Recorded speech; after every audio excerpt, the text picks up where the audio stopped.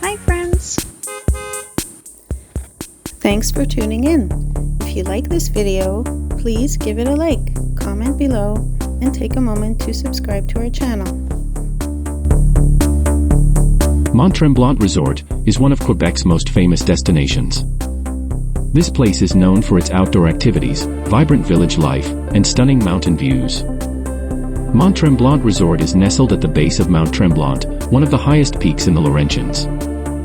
The resort is surrounded by forests and overlooks stunning lakes, making it a favorite for visitors year-round. The resort first opened in 1939 and was one of the earliest ski resorts in North America. Over the years, it has grown into a world-class destination for both winter and summer activities. Its pedestrian village was designed to blend with the mountain's natural beauty, while offering everything a visitor could need. In the winter, Mont Tremblant Resort is a hub for skiing and snowboarding.